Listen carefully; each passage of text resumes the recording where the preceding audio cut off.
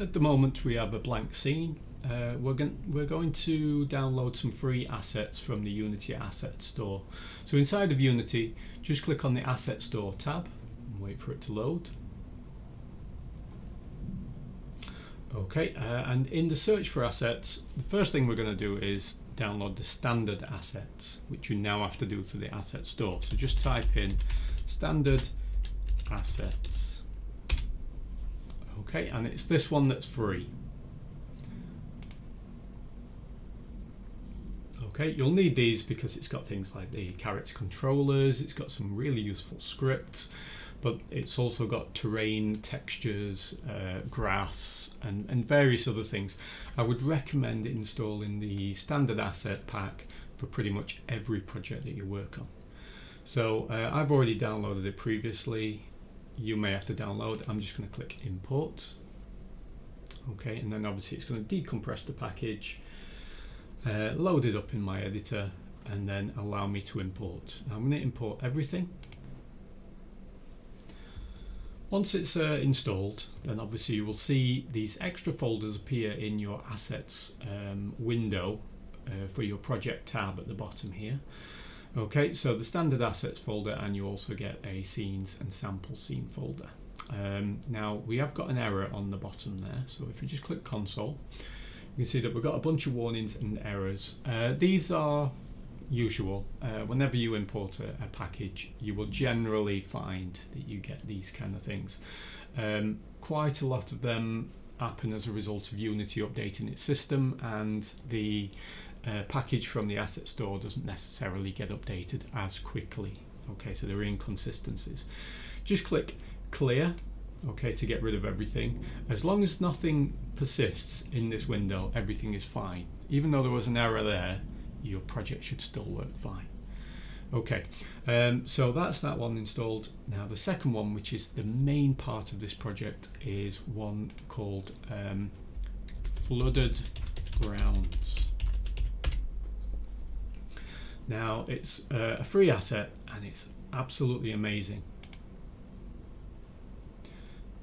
However, it is really big. Okay, so at the moment it's almost a gigabyte to download, okay, which is huge. And once you've decompressed it, it comes in at roughly around 2 gigabytes. But you will need this to actually go through this project, so I would recommend that you download that, just to ensure that you have enough space on your hard drive. So I'm going to begin the download now.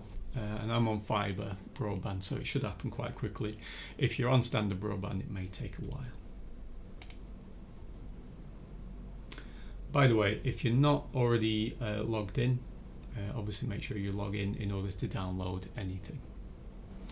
Okay, so once you've downloaded that, just ensure that you click import to import this package, and you should then see a number of folders appear, particularly the Flooded Grounds folder, and there is also a PDF README file as well, which obviously you can just double click to open this. I'll say Microsoft Edge, which is fine, and obviously it just gives you a little bit of information.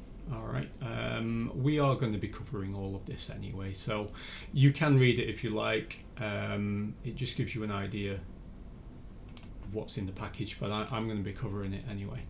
Okay, so at the bottom we have a red message, so just click on the console window. Okay, and we've got a whole number of errors, okay, appearing here.